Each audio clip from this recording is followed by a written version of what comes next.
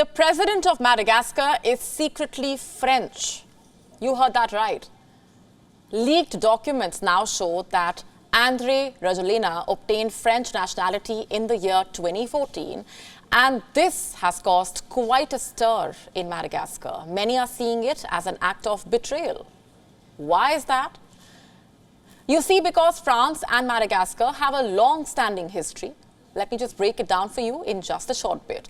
First, let's just discuss the documents. What do they reveal? That Rajoelina was naturalized by decree by the then French Prime Minister Manuel Valls. And days ago, the leaked papers made rounds on social media. Rajoelina is now facing fire over the lack of transparency. You see, the documents were signed almost a decade ago. And why did he keep them a secret then? The answer is quite simple. It could be to bury his ties with France, to avoid this exact same contempt that he is facing right now. For over 60 years, Madagascar was a French colony. The island gained independence from France in the year 1960, but it could now weed out all the differences. Conflicts still remain, and at the heart are the scattered islands of the Indian Ocean, France claiming them as its own. So does Madagascar, and both the countries have tried to negotiate the sovereignty but did not quite reach a unanimous conclusion.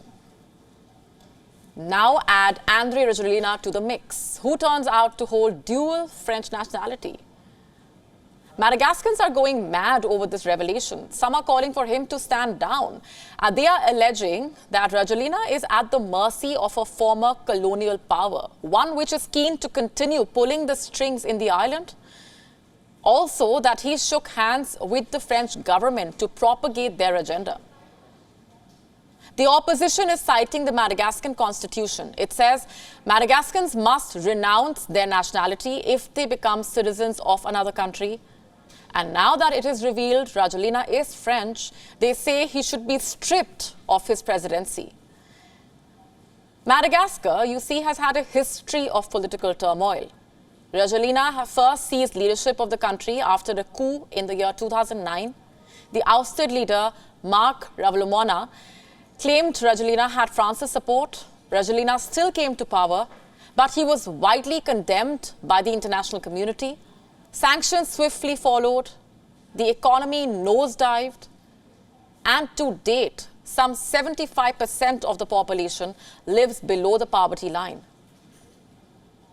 In 2014, 5 years after taking the office, Rajoelina left in an agreement which reports say was brokered by Paris.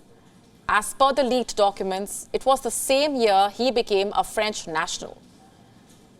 You see, France had been willing to assert some influence over its former colony. Rajoelina again came to power in 2018 after winning the presidential elections. He promised to take up the dispute over scattered islands with France.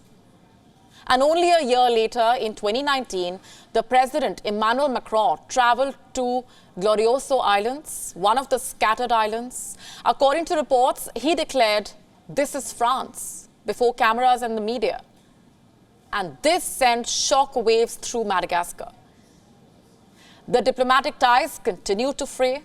And earlier this month itself, Rajoelina met Macron in Paris. Both were supposed to resolve the issue of the islands. But that seems to have gotten nowhere. And now comes the controversy over his nationality. Critics say this explains why Rajoelina does not stand up to the president, Emmanuel Macron. But is that really the case?